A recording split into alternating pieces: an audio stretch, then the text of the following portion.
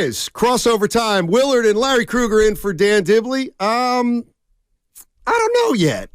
Larry just asked me what I thought of Trace Jackson Davis. At first, he reminded me of Brandon Wright. I think that's so bad. Okay, that's not a good thing because he's heavier in the. He's in the junk in the trunk.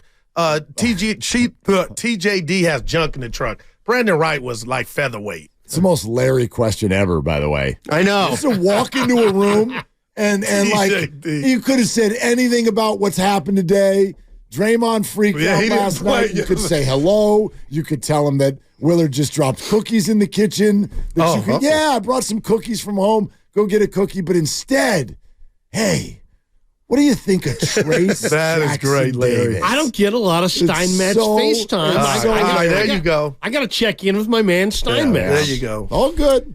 Anyway, just quintessential. He was a DMP last night. No, he wasn't. Pay attention to the game. DMP. Do you even watch the game? DMP. No, it doesn't say DNP. It says 0.00. He played the last 2 tenths. Oh, it says right here in the box score, DMP coach's wrong. decision. Yeah, the box score says DMP. That is CD. But did you watch the game? Yeah. Yeah, he had to defend the last play. He was on the floor. Mm-hmm. Wow. Well, take it up with the league. I would say that's a technicality. Yeah, I put that down. I can't wait to get home to run it back. Take it up with the league. Yeah. Well, actually, I tell you what. Do you get a minute of action when actually all you got was 0.2 seconds of action? I don't know the answer to that. You know what? Well, it sounds like a personal issue, really. It does. Well, I got a personal issue with Goo because he didn't know. Yeah, he stopped that play. Jackson Davis made Monk jump in a different area. Statistically, though, he might be right. It might go down as a DMP. That's what the box score says. Box score's wrong. Well, take it up with the league. I am blown away. Yeah. Let's get about what? The DMP is getting my man his credit for getting to the game. It's the first thing I noticed in the box. I'm looking at the box. It said, I know. I'm a mess. I got it. I'm like, Jackson Davis played. He was on in the last play. Wow. 0.2 of a second. Maybe it's like the rule. You got to get 0.3 of a second. The most Larry question ever, followed by the most Steinmetz response ever. This is great. Yeah. Thank you. Yeah. Good to see you both. All right, let me just, boy, what a fit Chris Paul is. Draymond's comments I thought were foul, Willard.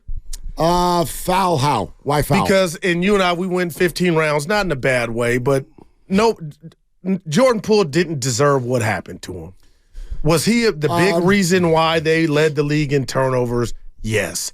I was opposed to Chris Paul coming in. I didn't think it would work. And I didn't think it would work because I thought he was a gladiator that would never say, I'm not going to their team, the champs, to come off the bench. He's done all that. They look IQ through the roof. But for Dre to say, I hated to come, that was the only bad part of the night for me. I'm like, dude, you were 90% of the reason it was hard to come to work. And then Klay to take the other road of, I love playing the game. Last year's vibe was fine. That's who I am at heart. Come on, Dre. What if I devil's advocate for just a second? Al Pacino. Okay. So Willard to play devil's advocate. Look at Larry. Thank you. That's correct. When Draymond says it was hard for me to come to work last year, where in there does it say that was Jordan Poole's fault? It's implied, I believe. Thank you. Okay. It's insinuated. But, which makes it an implication sensation, number one. But number two, who's implying it? Him or us in our processing of it? Well, now we're getting real technical, but I just think it's implied. I mean, we all know we know the team. Okay. We know what he was implying. I don't know that Draymond would tell you that he didn't have a major hand in causing it. Because it felt like he was deflecting. Well, maybe I don't know if a follow-up question would have handled that. Here's in the end what I think. Is it sort of is it pushing the envelope? Sure. Is it going back in time at an inopportune time? Maybe. I gave up a long time ago, hoping for Draymond Green to say the right thing and hope it all fits into a box. That's not him. It's not him. If you want someone who is going to tiptoe around his true feelings, you got to go pick a different athlete to listen to.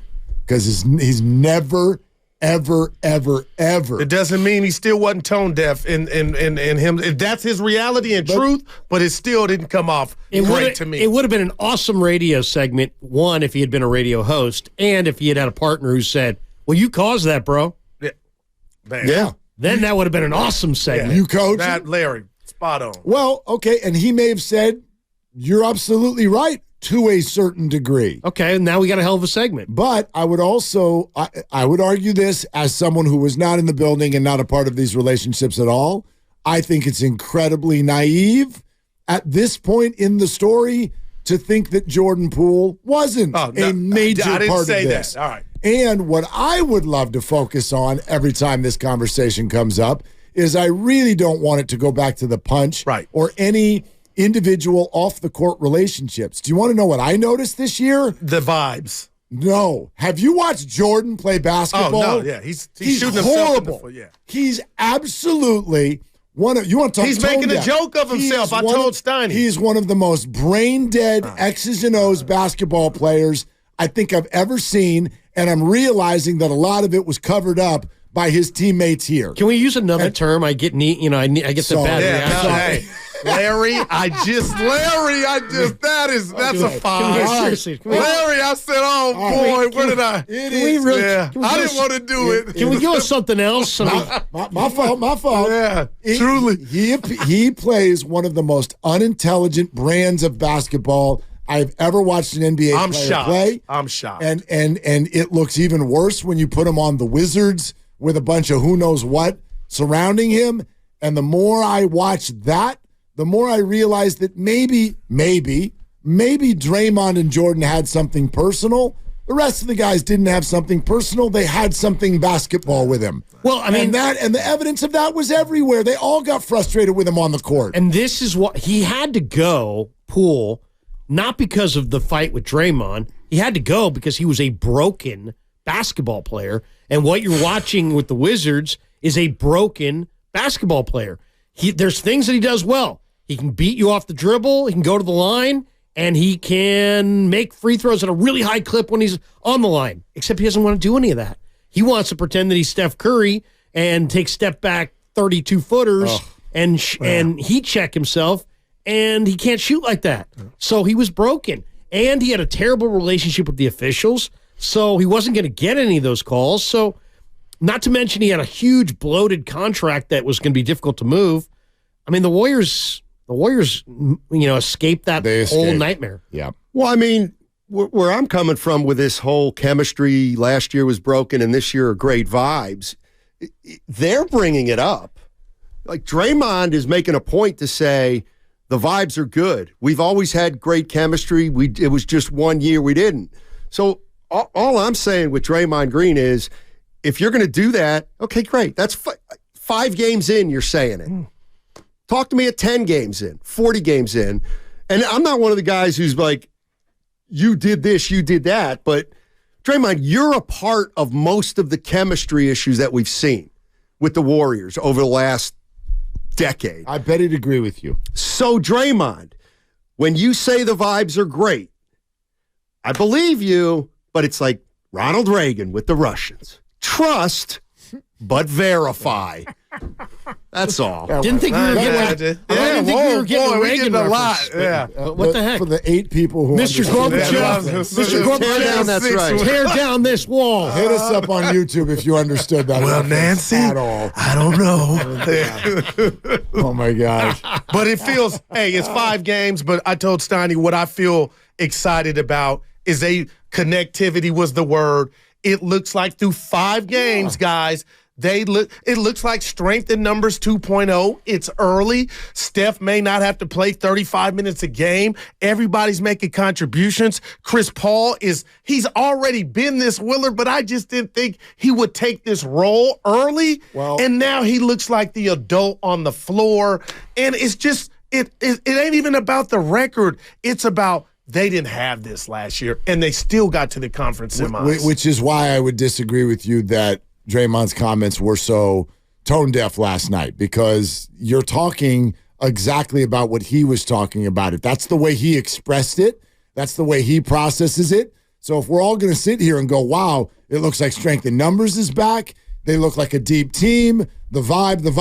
Well, Klay said, real quick, Klay said the vibe last night was good last year. That was just Klay. And I think he went out his way to do that to let you know I'm still cool with JP. Steiny asked me, and I do. You believe it? I believe him and Curry went out and worked out with JP during the summer. No, but that's different between I'm still friends with JP is different than our team chemistry was fine last year. Well, no, it was ruined from the punch. Of course. Okay. But no, see, it's not just. It has to be, Mark. It can't just But be. that was the start. There's no Nothing was greater than that. It was not the start. I totally disagree with that. I don't even know how it could be. I don't think that two teammates that would be the starting point. Like if I just met you, is there enough there, even if we didn't like each other, where you're going to take it to DEFCON 5 that second? There's no way that was the starting point. And I don't want to get bogged down with all of that. But if we're going to get excited about the vibe this year, then I think it's fair for us to ask them about the vibe, and when they respond about the vibe, the first thing that's going to come to their mind is, boy, it's a lot better this year than it was last year. I just think that's fair. Now, he does it in a very descriptive Draymond way. That's him. It's always been him. I just didn't have an issue with it. I think we're talking about two things.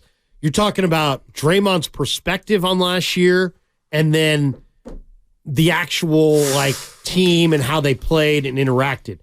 Warrior basketball, those of us who were around to see the Warriors before this run, they always played with joy. They were terrible, but it was joyous. And they lost a lot of that joy. I thought the final year of KD, they didn't play with joy. There was the burden of expectations and all the what's coming next. It was a joyless endeavor. I think last year was kind of a joyless endeavor, and I think it kind of bled through onto the floor. This year, I do believe from Draymond's perspective that he thinks the vibe's better because Jordan's not there, but they're also it's more of a joyful deal because you've got a blend of young and old, you've got some new faces, you've got guys all pulling the rope in the same direction. Now let's see where it goes, because you're right, we're only a few games in.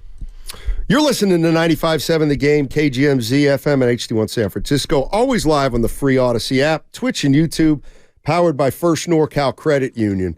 I hear you, Larry. The one thing that's starting to stick out to me is there are conversations before the year about, well, Chris Paul's got to fit in, and they've got to, he's coming to a championship team, and how's that going to work? And he better respect the champions, and he's got to accommodate this team. And I think what we're seeing is that was not much of an issue. Because what I'm seeing right now is Chris Paul got traded to the Warriors and is the exact same person he's been for 18 years, which is he came to the organization and he began to lead. He led before anybody else got here, and then they started playing, together before the season started. That's what you get when you trade for Chris Paul. So even though he's not a champion, doesn't have 4 rings, he walks the walk and talks the talk, so you have to acknowledge it. And even though I think Draymond already is seeing with Chris Paul, man, this guy's pretty special. And he's gotten Draymond's respect already. In other words, there's no, well, Chris Paul's got to prove to Draymond that he can be a champion. No, that's all been proven in a way, and I get it, he's not a champion. But I think that Draymond Green is very impressed with what Chris Paul has brought to the table. They're the same guy. They're both killer competitors. I think that's really it. What does Draymond want? He wants a guy who's going to compete first and worry about his stats second. And that's what Chris Paul is. Well, they're the same guy in terms of not just crazy competitors. They're floor generals. So they have 2 of them now, and they have one that's on the floor when Draymond and Steph aren't on the floor, and that's incredibly important. But so I agree with everything you guys are saying, but the question for me wasn't so much emotional. Is Chris going to? And I heard you guys talk about him getting in line. Yeah, I get what you mean there. The question for me was the question that Kendra asked. Are you comfortable coming off the bench? And maybe right then he wasn't ready to share that. Or he answered it how he answered it. And then he had a different answer 4 weeks later once it was obvious the way it was going. But yeah, he's doing all the things that you do to try to win. I mean, he scored 2 points last night. And we love him. He scored 2. Well, that's the thing that you cannot measure. Is Jordan Poole scores 22 a game or whatever it was last year. And annoys you. And he cannot help you if he's not scoring. He can't. Talking about Jordan Poole. Chris Paul can't, hyperbole, but he can't make a shot yet. He's not making any shots, and he's helping the Warriors. Like last night, he couldn't even score. Doesn't turn the ball over. I just think there's a definite correlation between the bench playing well and Chris Paul being on that second. Oh, there's unit. No question. There's no 0 turnovers, 8 assists, but it's 41-6 on the year. But it's stuff that doesn't show up in the box score too. That's Draymond type stuff. Well, you can feel when the second unit is out there. Remember, you don't need to pour a drink. How frenetic it felt. It felt so fast and out of control. And bodies are going everywhere. People are yelling at refs. Body parts, balls are being bounced off of feet all over the place. Chris, just when the ball's in his hand, you're like, oh, okay. And he'll be like, you go over there. You go over there. I'm going to pass you the ball. And then, poof, you have a, whatever word you want to use, connected, mature, adult possession. He plays under control. He makes the right basketball play. I think the other thing that we're not talking about here is that Kerr, this is what Kerr gets paid for, is that, you got Chris Paul and there's some uneasiness about how he's going to fit. Is it going to fit? And it all comes down to Kerr communicating. And Chris Paul didn't want to hear it from Kendra Andrews. Nothing against her. She just asked the question that a lot of us were going to ask or wanted the answer to, and that's her job. But it's Kerr's job to really communicate and bring it along and finesse the situation. And I think Kerr did a great job behind the scenes at kind of selling Chris on, hey, look, everything's going to be just fine, and communicating their vision. And it looks so far so good. The vibe's good, but also they got another guy who they can depend on with the ball in his hands. And we're all grown adults in this room. We know what the talk was with Klay Thompson this offseason. It still is to a degree, and that'll work itself out whether he's in a Warrior uniform or not. He shared where he was on the comebacks with the 2 catastrophic injuries. But as men, how good did that feel? Just hitting that shot, the game winner. I know it was 1 of 82, but damn, Larry, that drive home, Willard, let me stop and get some whatever you drink or something, whatever you do to not celebrate, but that had to feel good. And that's why I was like, I had a feel-good moment solo dolo watching the game for him. Get back to Chris Paul a little bit here, because I'm getting more and more fascinated with him and his role on this team. And so they get rid of Jordan Poole and they replace him with Chris Paul. Listen, I'm not saying I'm not talking about factions or fights or anything like that, or even necessarily whose team is it. But when you trade Jordan Poole away, on the one hand, you've acquiesced to Draymond Green, and there's a danger there. But because they got Chris Paul, a guy that, here's the biggest thing, Steph Curry respects Chris Paul. Like, he respects the hell out of Chris Paul. So Chris Paul and Curry are kind of united by a professionalism that's really important to both of them. I'm not saying all of a sudden it's Chris Paul and Steph against Draymond, but Draymond's got to see that. Like, he's got to see that the professionalism of this team has gone up a notch or two, because I actually think that the 2 rookies who aren't playing are going to help this team more than the rookies who were 2 or 3 years in last year who ended up getting traded because they're not expecting to play. You know what I mean? Like Wiseman, and I'm getting off on a tangent, Wiseman and Kuminga last year, how much are we playing? How much are we playing? How much are we playing? Well, Podziemski and Jackson Trace Davis are saying, I'm ready when I get a chance. Whatever you need me to do, that's like big. because then you don't have two guys on the bench saying, well, when are we going to play? Oh, Podziemski looks like he's having a blast. Exactly. He loves it. He'll take all the DMPs you want to give him. He don't care. Seriously. Looks like he's having a great time. But don't you, when you say that, Steiny, here's what I think about. Like, even though Draymond will always say what he wants to say, and we view him as a live wire, do you guys agree? I think he got the message.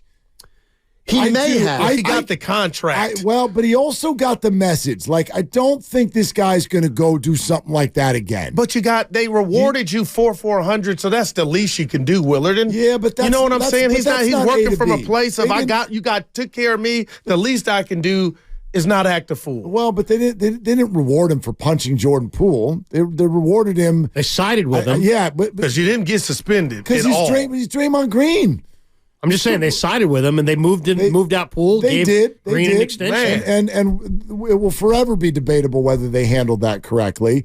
But that's sort of, to me, that's the micro. The macro is, here's a new contract and we're keeping you.